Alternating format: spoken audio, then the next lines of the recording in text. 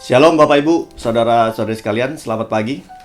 Kita kembali ketemu di Daily Journal dari GBI Citra 2. Kalau di hari yang lalu, kita sama-sama sudah belajar tentang badai yang dialami oleh Yunus. Bagaimana Yunus menjadi dalam tanda kutip biang kerok terjadinya badai. Gereja, anak-anak Tuhan, jika kita tidak hidup di dalam panggilan Tuhan, di dalam rencana Tuhan, bisa jadi kita menjadi Yunus juga di tempat perusahaan kita, di keluarga kita, dan di mana kita berada.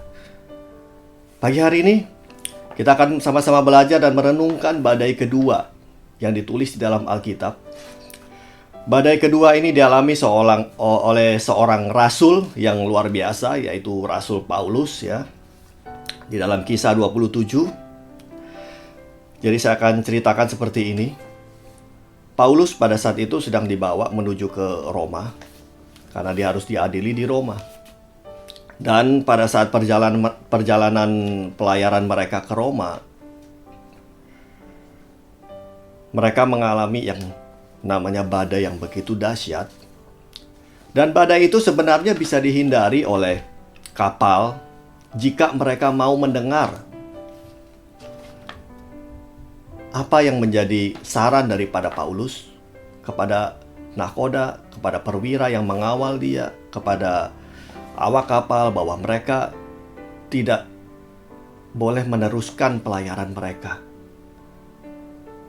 Kalau di hari sebelumnya kita belajar tentang Yunus, bagaimana dia tidur nyenyak dan menyebabkan kapal harus dihantam badai. Tapi kali ini kita belajar bahwa Paulus, dia ada di dalam rencana Tuhan. Dan dia sedang mencoba untuk menyelamatkan pelayaran mereka menuju Roma. Untuk tidak mereka melanjutkannya, tapi mereka harus singgah di pelabuhan tersebut beberapa waktu lamanya untuk mereka menghindari badai. Tapi lewat pengalaman dari nahkoda, dari awak kapal, mereka percaya, mereka tetap berlayar. Singkat cerita, saat mereka meneruskan pelayaran mereka, badai yang begitu besar melanda kapal tersebut. Bahkan dikatakan di dalam Alkitab, 14 hari mereka terkatung-katung di lautan. Bahkan suasana yang mereka lihat adalah kegelapan, Bapak Ibu. Badai yang begitu dahsyat, selama 14 hari mereka hanya melihat awan yang gelap. Hari-hari ini dunia hanya bisa melihat awan yang gelap. Anak-anak bertanya kepada orang tua, kapan saya bisa belajar di sekolah? Karyawan-karyawan bertanya, kapan saya bisa masuk kerja kembali? Dunia penerbangan di Indonesia harus tutup sampai tanggal 1 Juni. Kita tidak tahu kapan badai ini bisa lewat. Tapi yang dialami oleh Paulus luar biasa. Seharusnya dalam kondisi tersebut Paulus orang tahanan. Dia bisa berdoa kepada Tuhan. Tuhan, ini saatnya bagi aku. Selamatkan aku Tuhan. Aku mau melarikan diri dari pengadilan di Roma. Karena aku sudah melakukan apa yang Tuhan mau. Tuhan melindungi aku, Tuhan menyertai aku, luputkan aku dari pengadilan. Inilah waktu Tuhan. Inilah waktunya Tuhan menyelamatkan aku. Tapi tidak pada Paulus. Paulus berusaha untuk menyelamatkan seisi kapal tersebut. Bahkan dia berkata kepada seisi kapal tersebut, Tuhan berpesan melalui malaikat bahwa tidak ada satupun yang akan celaka. Semua mereka akan selamat. Tetapi ada beberapa orang-orang yang tidak percaya, mereka menurunkan sekoci dan mereka tidak selamat.